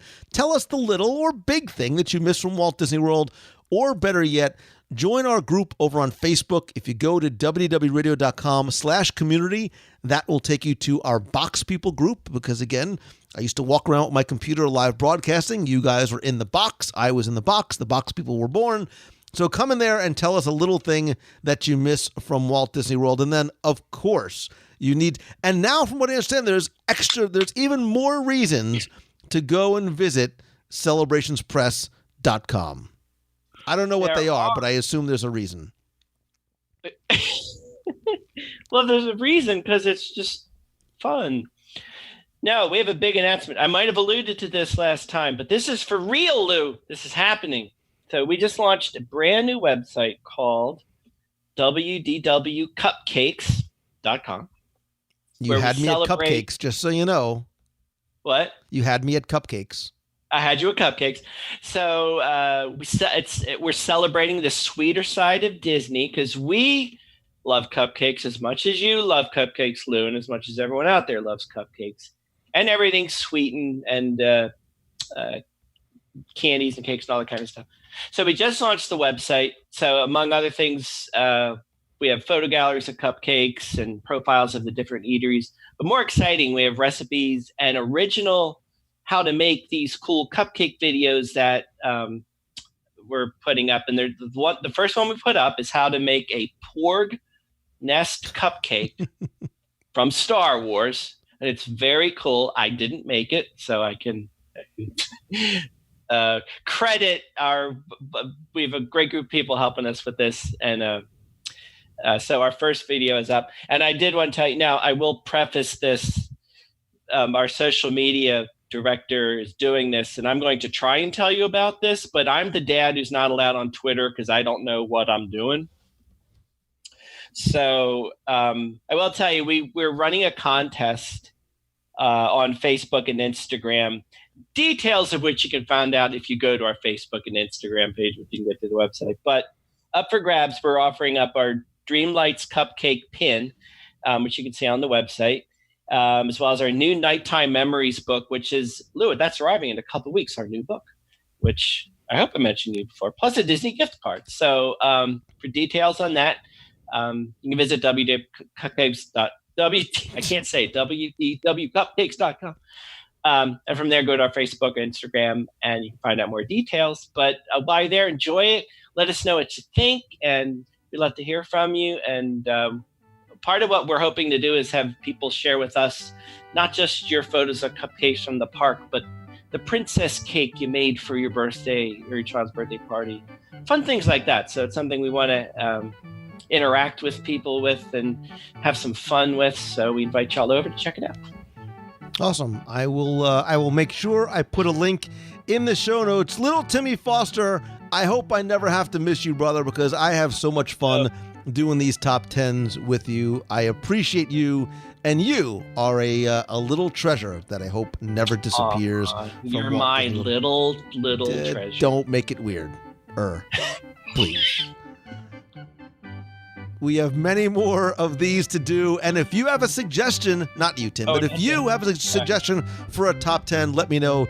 Email me, Lou at WDW Radio, or post it in the Box People group, and we will certainly do this again. Handwiches, the only food item that I mentioned other than Miyuki's candy. I want one. A handwich or a candy from Miyuki? Yes.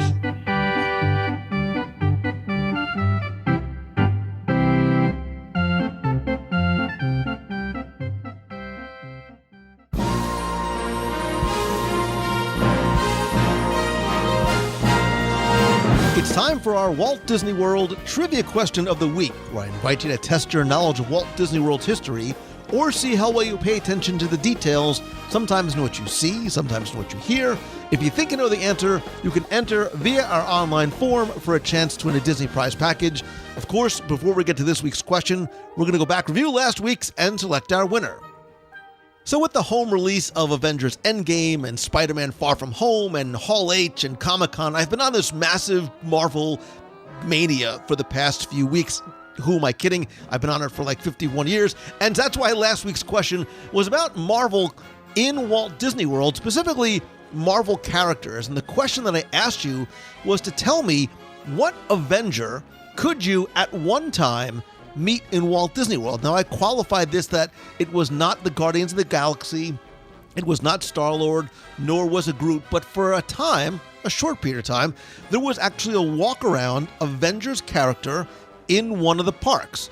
Now, before I give you the answer, I want to again thank the hundreds of you who entered, got this one correct, or were creative in your answers. There were a lot of, it must be Ant-Man and he was an ant. That's not actually who it was, because believe it or not, at one time, at Disney's Hollywood Studios, you could meet Doctor Strange. You're like, Mangello, you're crazy, man, because there's that whole thing with Universal and Disney and Marvel. I know, but back in early November 2016, even before it was listed on the website or you could find it in one of the park maps, Doctor Strange was actually meeting guests in this very well-themed theatrical encounter at the end of Pixar Place. And it sort of reminded me of like the Jedi Training Academy, because Doctor Strange and or his assistant would pick kids to come out of the crowd for some training in the mystic arts. Insert mystic art music here. And there was this very cool special effect laden training session where he used his sling ring and conjured up different sort of spells and whatnot for the kids and the adults that were watching nearby.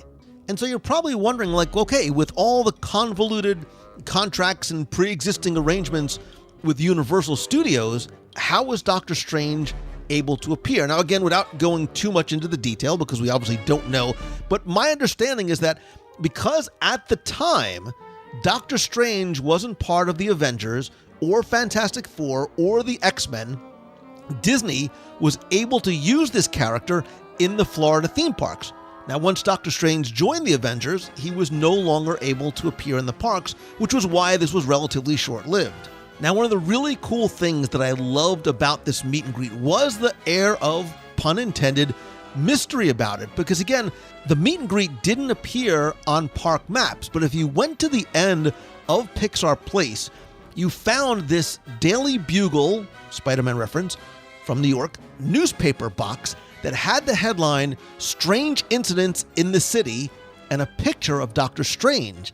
And if you looked on the side of the box, it said, Discover the Mystic Arts, and showtimes that ran from like 10:30 to 3 o'clock in the afternoon. And the key to finding this little box was to look for the Atlas Books building on Bleecker Street, and that's where the meet and greet would be. Now, who knows what the future may hold for Avengers and Marvel character and just the word Marvel in the Disney parks. I will speculate on that on this week's Wednesday night live show over at WDWRadioLive.com, but I digress because last week I took all of the correct entries, randomly selected one, and again you were playing for all of my digital products, which is my 102 ways to save money for an Walt Disney World book, all 7 of my virtual audio walking tours of Magic Kingdom, all of which, by the way, you can find on Amazon and in iTunes, a WDW Radio vinyl sticker, and a pop socket for your phone, as well as a WDW Radio t-shirt. And last week's winner, randomly selected, is Carrie Centers. So Carrie, congratulations. I have her shipping address. We'll get your prize package out to you right away. If you played last week and didn't win, that's okay, because here's your next chance to enter in this week's Walt Disney World Trivia Challenge. So listen, it's been way too long since I talked about food in a trivia challenge. This week it's actually a drink, but in fact, it's also one that's free. For now. Because Club Cool in Epcot Center, which is going to be closing in early September, insert sad music here, has delighted and quenched the thirst of fans and park goers for years since it opened as Ice Station Cool back in June 1998. Rest in peace, Neanderthal Man. And it's fun to go in, obviously, and try different flavors from around the world, and it goes with saying the Beverly trick on unsuspecting friends and parents. But I, for one, have always had a favorite in recent years, and it's called Bebo. And it's a sweet, shocker, drink from what country? That's your question this week. From what country does Bebo in Club Cool in Epcot currently, because it's not going to be there much longer, come from? Now, for this week's trivia challenge, I'm going to give you extra time, not because this is an incredibly challenging question, but with D23 Expo and travel coming up over the next couple of weeks, I'm not exactly sure when I'm going to be able to post the next full show, so I'm going to give you until Friday, August 31st, to go to WDWRadio.com, click on this week's podcast, use the form there. Again, I'm going to play for all the digital products, the vinyl sticker, the pop socket, and the shirt, but don't worry about maybe not having a show on time next week, because I am going to be creating lots of live content throughout the next week, and actually almost 2 weeks, from Disneyland, as well as D23 Expo at WDWRadioLive.com. So be sure that you like the WDW Radio page on Facebook, as well as go to WDWRadio.com/community. That's our Box People group. Turn on notifications in both locations so you don't miss a thing. I'm going to be sharing a lot of stuff from my time in Disneyland before Expo, as well as all 3 days from the Expo floor. So good luck. I hope to see you in the box, and have fun.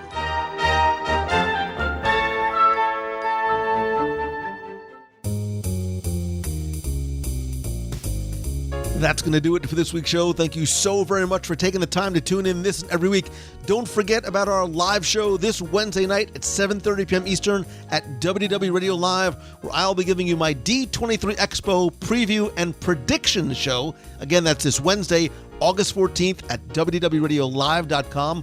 While you're there, be sure to join the community and conversations over on Facebook and our Facebook group at WDWRadio.com/community. You can also connect with me elsewhere on social. I am at Lou Mangello on Facebook, Instagram, Twitter, and Pinterest.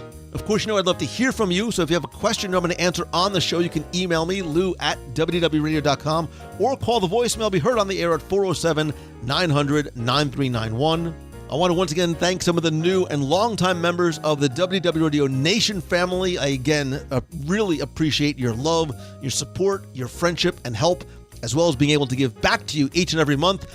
I want to thank some of the members of the Nation family, including Terry Whelan, Bob Ostrowski, Laura C. Brandon, Kathleen Reimer, Paige Wald, and Mickey Orlando.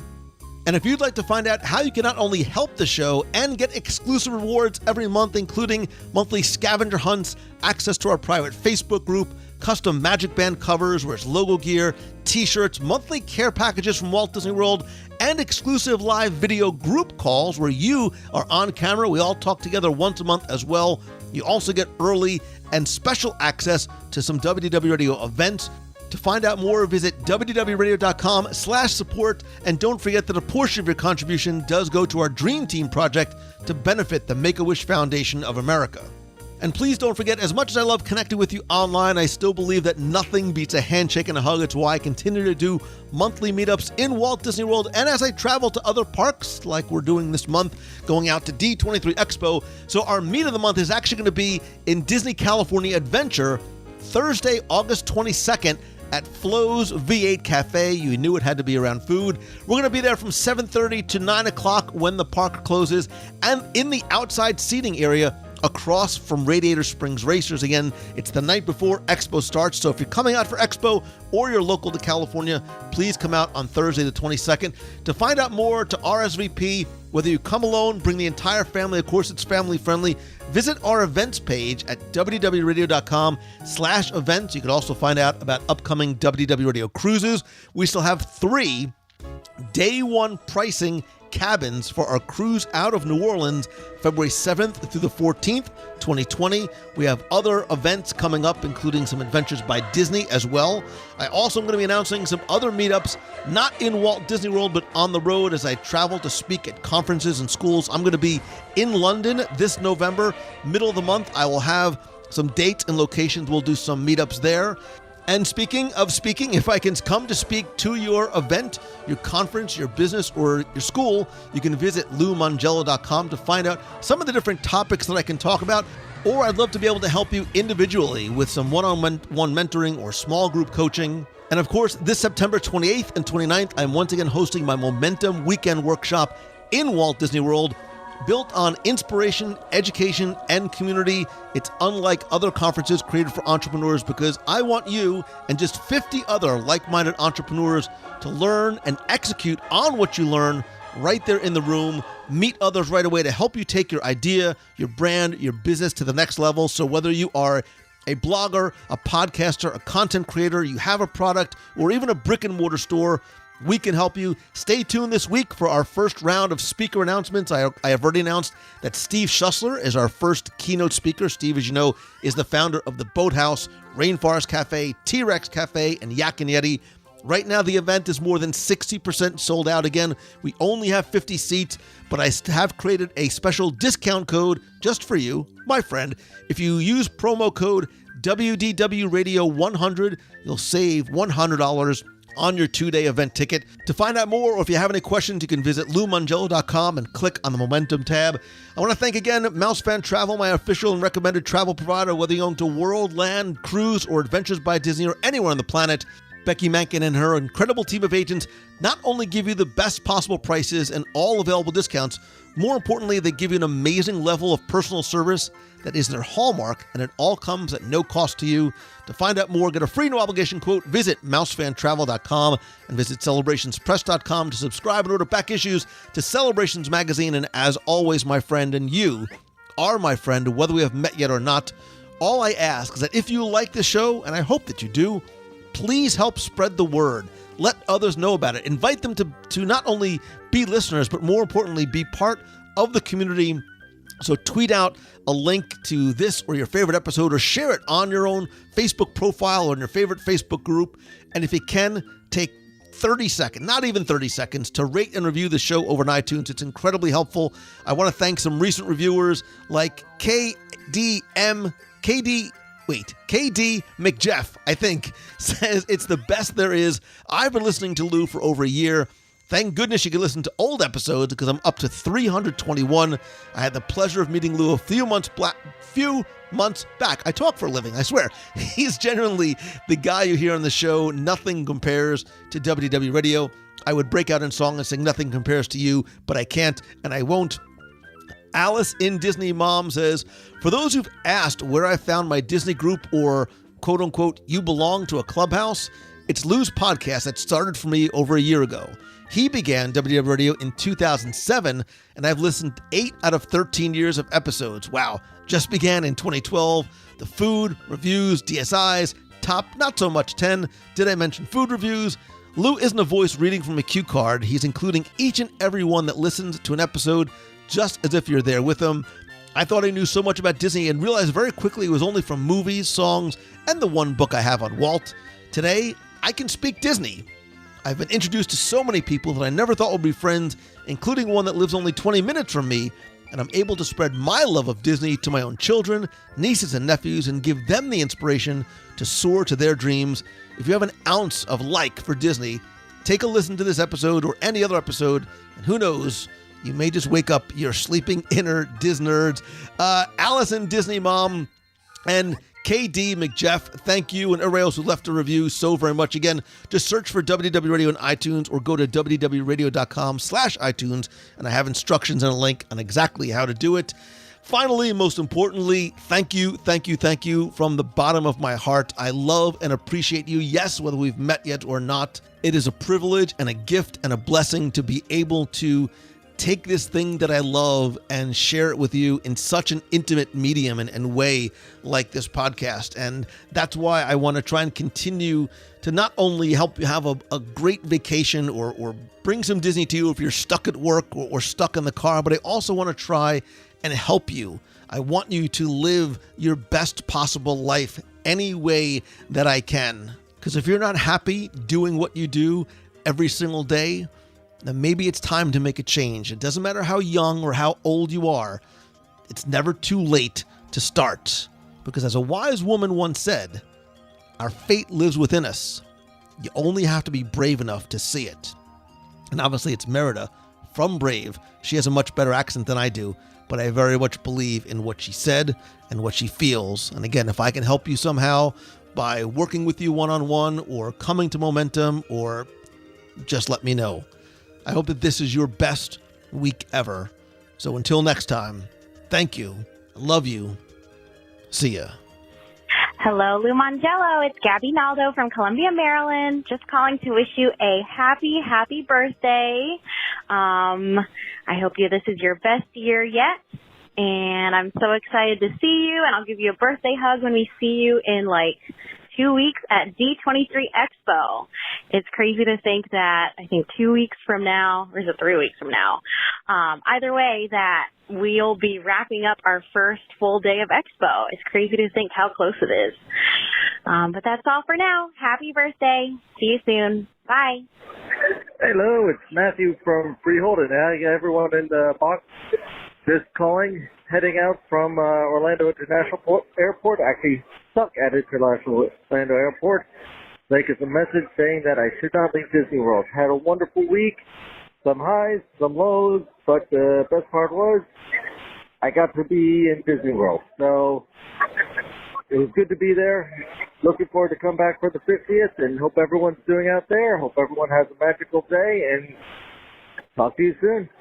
Hi there, Lou and Box Peeps. It's Beatrice Dennis. Just wanted to call after I heard the show of the top 10 things that we missed about Disney World. I went back to my old pal Mickey and put some batteries in him. Oh, gosh. And I've been having tons of fun listening to his jokes, and he has all sorts of fun. He still does all sorts of things. Hi, pal. So what do you want to do first? If you want to play a game, just squeeze one of my hands and my tummy. So have some fun, and we'll talk to you real soon. Bye, pals. Hey, Lou. It's Christine Morrison from Flowertown, PA. It's Tuesday morning.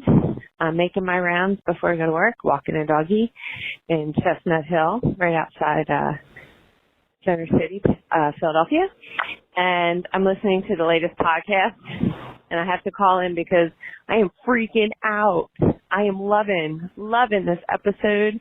I have become such a huge Marvel enthusiast, and I have a huge grin on my face. And I actually have the chills thinking about it. I love how you guys are reviewing all movies. I'm learning so much about all these characters. And I'm really getting really excited about all these new movies coming out. I forwarded the episode to my son. He's still sleeping, of course. But I said, you have got to listen to this episode. I'm totally geeking out on Marvel, and I'm so excited, and you're going to love it. So hopefully he'll listen to it. They all think that I'm a dork, but that's okay. I'm a Disney dork, and now I'm a Marvel dork. So everybody have a great week. It's Tuesday, but it's an awesome day here in Pennsylvania, and make somebody smile. I'll see you guys tomorrow night in the box. Bye-bye. It's Darlene Nagy from formerly West Seneca, New York, calling in now from Davenport, Florida. And I wanted to say hello to Lou, my new neighbor, and to all of the Box family and Nation family and everyone that listens. Thank you so much for all of your love and support. And we have countdowns coming up for a couple weeks for D23 that everybody's going to. We have Japan coming up in, oh my goodness gracious, a couple months. We have the New Orleans coming up next February.